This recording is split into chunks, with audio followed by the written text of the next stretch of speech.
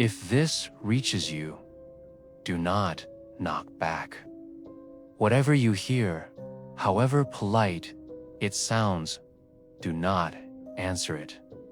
The first knock came at 2:13 a.m.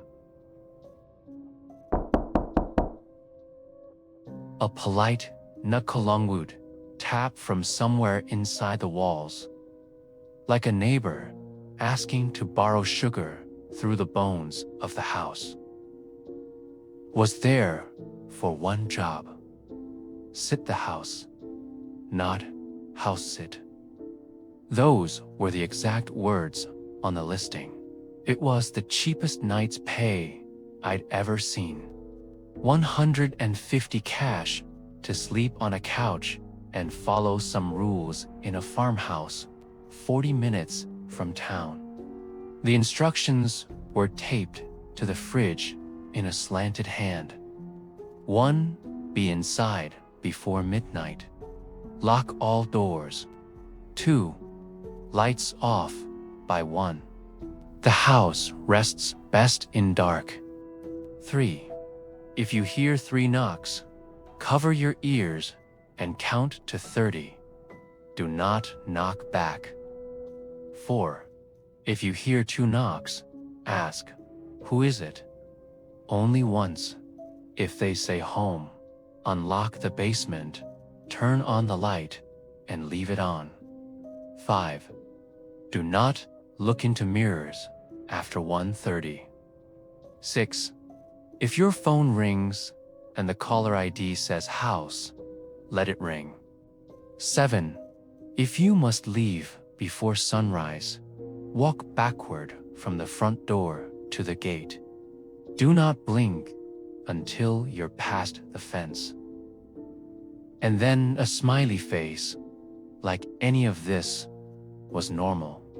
I got there before dark, like they asked. The house was one of those long, low farmhouses whose windows looked tired. It creaked the way old people talk in their sleep words you can almost understand. Inside, it smelled like dust and rain. The living room couch caved just right. A blanket waited folded with a thank you note. I locked the doors. I tested them twice.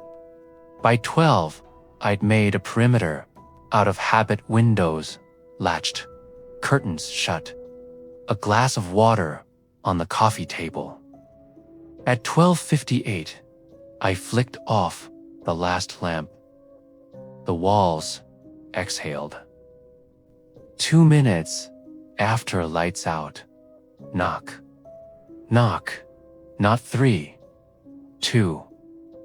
I swallowed and spoke into the dark like the paper told me. Who is it? A voice fluttered up through the floorboards too. Soft, to be human, neatness, like someone speaking through a mouth full of nails. The bulb buzzed alive in a square of concrete and old tools. The instructions didn't say to go down. Good, I wasn't going to.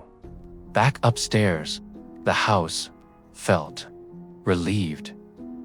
Like when a dog stops pacing after you open the back door. The mirror. I remembered Rule 5. Don't look into mirrors after 1:30. I finished fast, turned my head, and caught movement that wasn't mine. It was me, but late. The reflection lagged behind by half a breath, as if it had to decide whether to keep up. And when it did, my reflection smiled with one tooth too many. I killed the light and shut the door. The call. At 1:41, my phone lit the ceiling with loose light. House, the screen said, like a contact I never saved. It rang 7 times. I counted each one with my breath held. 8. On the 8th, it stopped. Silence poured back in thick as syrup. The basement light hummed below like a throat clearing. 3 knocks. 2, 13. 3 slow knocks. It did not come from the door. It came from the long wall that ran behind the couch. Somewhere inside old wood, something waited with its patience pressed against mine. Rules said, cover your ears. Count to 30. Do not knock back. I pressed my palms against my head so hard, my ears filled with the sound of my own blood. I counted 27, 28, 29, 30. The house sighed like a disappointed teacher. That should have been it. But there's a fault in me that hums when someone tells me not to do a thing. I lifted my hand and tapped the wall. Once. The answer. The reply came from everywhere. Ceiling, floor, inside the cabinets where plates chimed on their stacked edges. The basement light brightened without a switch touching it, humming so hard it sounded like it would shred itself out of its own socket.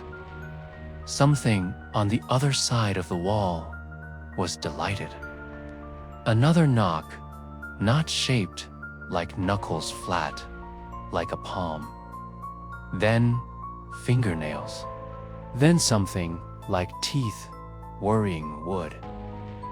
The basement. Rule 4 said, if they say home, turn the basement light on and leave it on. I had done that. I had obeyed. I told myself, I will not go down. I put my hand on the knob anyway, to open just to feel if the door was warm. The metal was cold enough to ache. Through the thin seam, air brushed my fingers like breath. I don't know if it used my thought or my curiosity, but the words it threaded into the seam were mine, thrown back, not quite in my own voice. Knock back. No, I said to the door. No more. It knocked again. One long drag of pressure, as if it pressed its head to the wood to listen to my pulse. The window. I backed into the kitchen, hands out, like I was balancing on a rail. Outside the window, the night had the weight of a wet velvet. My reflection hovered in the glass, eyes dilated, a moon of my phone light at my throat. And behind that reflection, for a blink, another oval of a face, not mirrored, standing at the wrong angle to be mine, too close to the glass. It didn't fog the window when it breathed. The story of the house. There was a brochure under the couch, slipped between cushions like a guilt. No title, just 4 stapled pages with photocopies of articles. A family built this place on a previous foundation. The first house burned in 1913.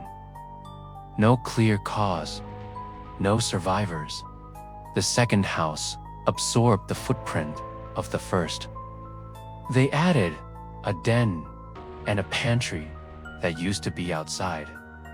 They walled up an old back door instead of removing it. People make mistakes like that. They think they're sealing something out. Sometimes, a door doesn't care which side of it you stand on. The temptation. It tapped again, lighter this time, like it was. Practicing, I knelt and put my ear to the wall. From that close, whatever was inside didn't sound monstrous. It sounded small, patient, like a child who had learned politeness as a password. I knocked back properly this time. 3 even taps. It was right there, inches from me, making its shape known by the sound it couldn't help but make. The sliding stopped where the baseboard met the floor. A seam, a former door. The breach. The house unlearned a seam. The paint line frowned. Wood lifted with a furry sound, and the crack became a grin. Cold air blew across my lips and smelled like rain found in the dark. I whispered, "Who is it?" It answered from inside the wall in my own voice, perfectly timed this time. Home, the exit rules. There is a difference between understanding a rule and feeling why someone wrote it.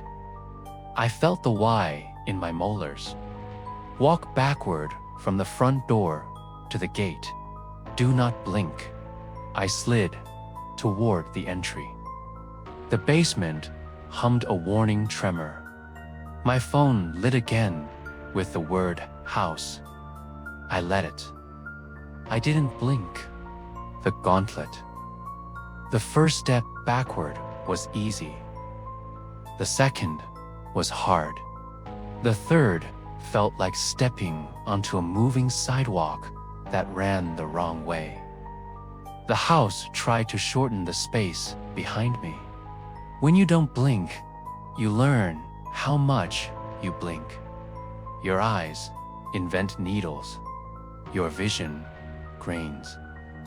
The door was 3 steps away when the knocks stopped pretending to be polite and hit the wall so hard the photos trembled. The knob turned on its own. Slowly, I kept walking backward, hand reaching for a knob I was not looking at. The gate. The outside air felt like a different planet's rules. The porch boards flexed.